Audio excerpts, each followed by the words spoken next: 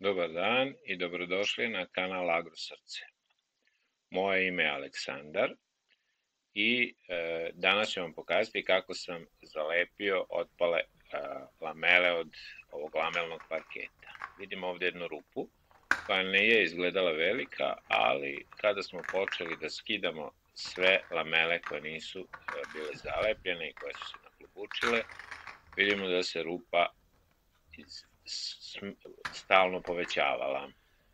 Prvo sam rukom uklonio sve lamele koje su tu mogle rukama, zato koristim ovakav jedan molerski alat koji se pokazao kao dobar za vađenje ovih lamela koje su napola zalepljene i tako. Ovaj alat je praktičan, vadimo sve lamele s njim, vidimo da se lamele lako podižu, ove koje su zalepljene nedovoljno dobro, dok lamele koje su dobro zalepljene ne mogu da se podignu sa ovim alatom. Vidimo da rupa postane sve veća i veća, ali to je bolje jer poskidamo sve lamele koje su i napola zalepljene i ne drže više, i kada vratimo, ponovo zalepimo lamele i vratimo ih na svoje mesto, to će biti čvrsto kao da je parket sada zalepljen. Neće ništa lupkati, dizati se i bit će trajnije. Kada sam to sve uradio, skinem viškove lepka koje su ostali na površini, kuckam okolo da vidim da li neka lamela još uvek nije dobro povezana, koja nije dobro povezana, nju skidam. Evo sada nastavljam rad na vađenju lamela na ovoj drugoj rupi. Vidimo da je princip isti, rukom možemo da izvadimo određeni broj lamela. Sada se služimo dalje ovim alatom, ovom špaklom nekom molerskom, i vidimo kako to sve izlazi, ispadaju lamele koje su nedovoljno dobro zalepljene za pod. Kada smo sve to uradili, vidimo kako izgleda, to je rupa. Uglavnom, pošto ovde u našem slučaju postoje 3 rupe, sve ove lamele koje vadim iz jedne rupe stavljam na jednu gomilu, tako da ih lakše vraćam, pošto se radi o 3 odvojene rupe. Da bih lakše mogao da vratim lamele na njihovo mesto, odvajam lamele posebno, znači svaka rupa ima svoje lamele koje smo povadili. Kuckam da vidim da li još neka lamela, evo ovde vidimo, kuckamo, ova se čuje, znači nju ćemo još da izvadimo. Vidimo, evo je. Ove ostale su čvrste i dobro se drže. Vidimo kad kuckamo da je zvuk puniji i znači da su ove dobro držeće lamele. Evo sada smo završili i taj deo posla. Sada ćemo praktično pripremiti ovu površinu za lepljenje, tako što ćemo očistiti svu prašinu i ostatke lepka i to koje smo imali, koje smo sastrugali. Sve ćemo to da počistimo uz pomoć ove, ja to radim s pomoć ove četke, a vi možete i to i da usišete ili na neki drugi način, da uklonite prašinu kako bi se bolje lepak prionuo za pod i samim tim bile bolje zalepljene lamele. Čistim naravno sve 3 rupe, svu prašinu. Kada smo to završili, na redu je šmirglanje lamela. Za to koristim brusilicu i ovakav jedan lepezasti disk.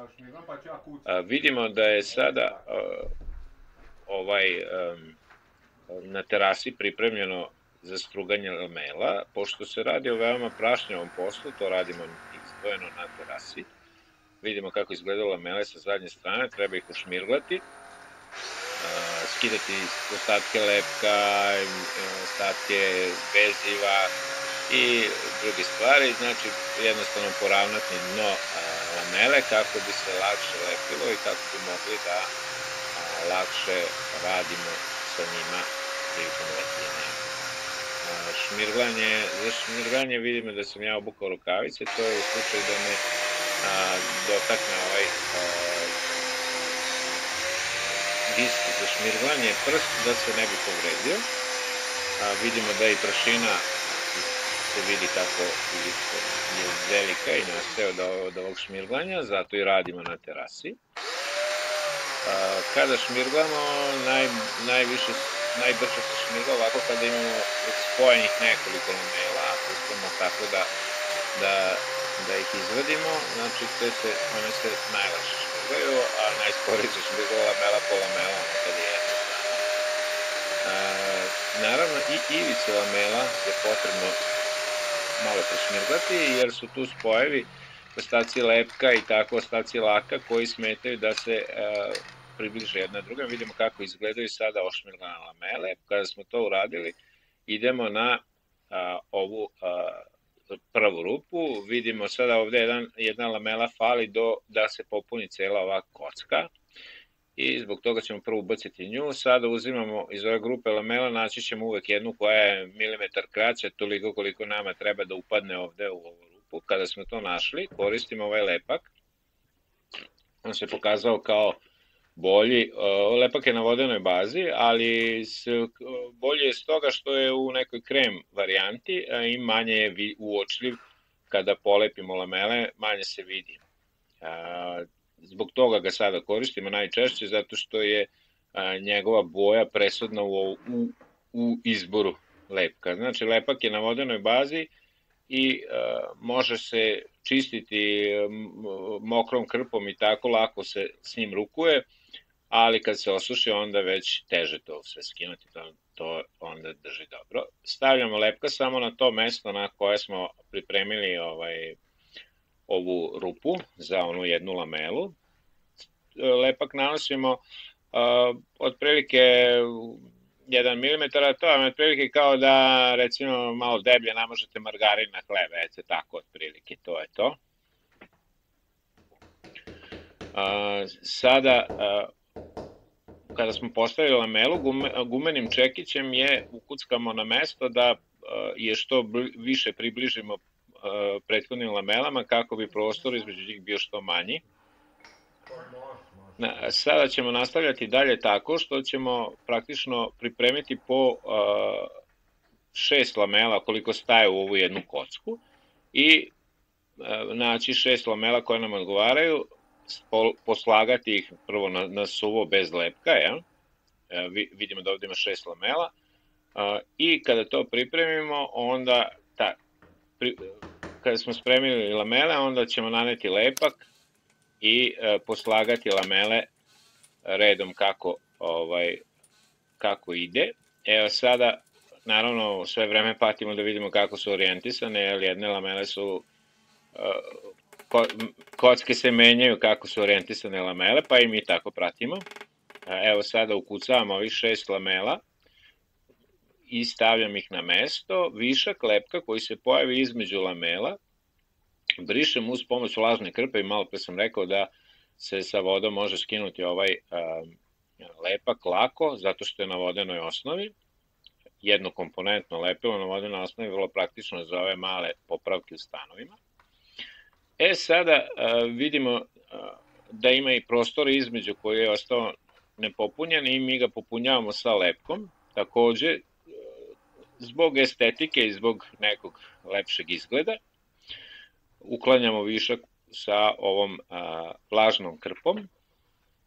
Međutim, pošto ove lamele nisu čvrsto zalepljene sada, jer je lepak svež, ukoliko smo ih pomerili malo, vratimo ponovo lamele na mesto uz pomoć čekića tako što ih nakuckamo i smanjimo prostore između njih, tako da to bude što lepše. Nastavljamo dalje, ali sad je sve teže i teže i sad vidimo da ovde smo došli do tačke da treba da ubacimo 5 lamela u ovu kocku, jedna već postoji. Sad svih tih 5 lamela treba da skratimo za neka 2 mm, ali čeono. To je dobro, čeono je lakše skraćivati lamele nego bočno i zbog toga se uvek odlučujemo za čeono skraćivanje lamela. Pošto su lamele vađene i više nisu originalno spojene, uvek se po neki milimetar izgubi na nekoj kocki prethodno i zbog toga uvek dolazi do šmirglanja lamela. Evo sad čelno šmirglam sve lamele i s jedne i s druge strane, tako je lakše da se ne bi napravila veća rupa. Lamele sam ošmirglao, donesem ponovo na mesto i vidim da sada od ove ture šmirglanja praktično samo jedna lamela je uspela da dođe na svoje mesto, znači ona je dobro ošmirglana, evo ova, a ove ostale lamele moraju još dodatno da se išmirglaju. Tako da ćemo se sada vratiti ponovo na šmirglanje. Ovo jeste najdosadniji i najgori deo posla, najviše vremena oduzima, ali šta ćete, tako mora. Evo sada u ovoj turi praktično su sve lamele uspele da se ubace koje radimo, osim jedne, a vidjet ćemo evo sada, znači lamele su tu, uspele su da se ubace, ali ova poslednja nikako nije uspela da se ubace ni sada, zato ćemo morati još dodatno da je šmirglamo. Vidimo da fali još neki milimetar da se ona ubaci, zbog toga moramo još da je dodatno šmirglamo.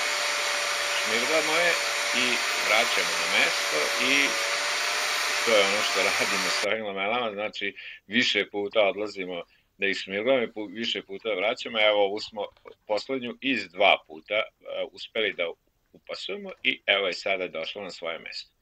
Sada kada vadimo lamele, bitno je i raspored lamela po kom redu su složene, takođe da ih tako i vratimo, jer ponekad ne možemo uopšte drugačije da vratimo ove lamele, jer ni rupe nisu iste, uvek tu fali nešto malo, milimetar više manje, ali evo sad nanosimo lepak,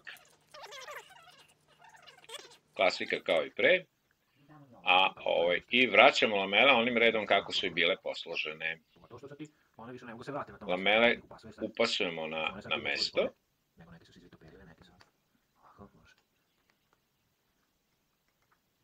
I kada smo upasovali lamele, naravno čekićem ih još preciznije postavimo na mesto.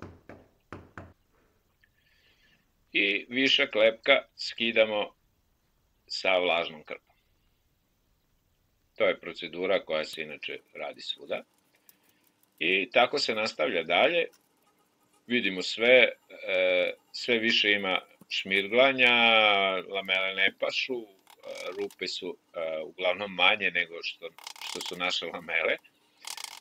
Prostori u stvari za popunjavanje su manji, pa tako lamele moraju da se prilagođavaju tako što se šmirgla. Naravno višak lepka se isto sklanja i na taj način dolazimo do ovog poslednjeg dela gde su poslednje dve ili poslednja praktično, koji je deo najzahtevniji jer u tom delu verovatno, ali obično tako bude, moraju da se šmirglaju lamele i s bočne strane i čeono.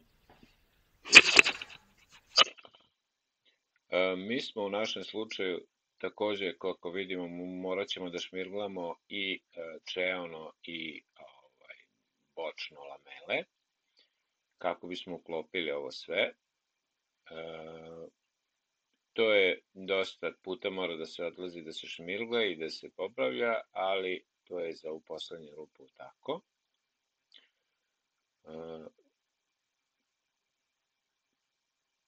Pošto treba i po širini da se uklopi i po dužini.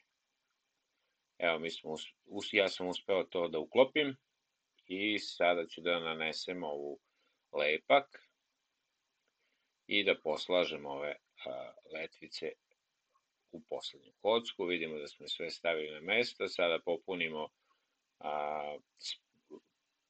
lepkom spojeve, skinemo višak sa špaklom i na kraju sve prebrišemo vlažnom krpom. Ono što vidimo da se lepak na sastavima vidi, ali to je trenutno. Evo sada vidimo da se lepak mnogo manje vidi jer se osušio, a dok smo radili onaj deo ispod ovoga radijatora, sad tamo možemo da uočimo lepak na spojevima. Evo vidimo, tu se vidi na spojevima lepak, ali zato što nije osušeno, kada se osuši mnogo će se manje videti.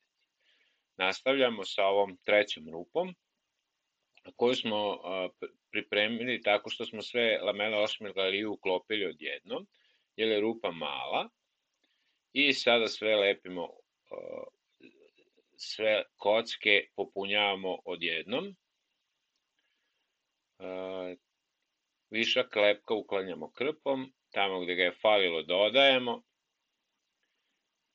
I evo, posložili smo sve ove letvice i sada vidimo kako sve to izgleda kada smo završili. Vidimo da se lepak i spojevi gotovo i ne uočava i da je sve napravljeno tako da izgleda kao i da nije bila popravka.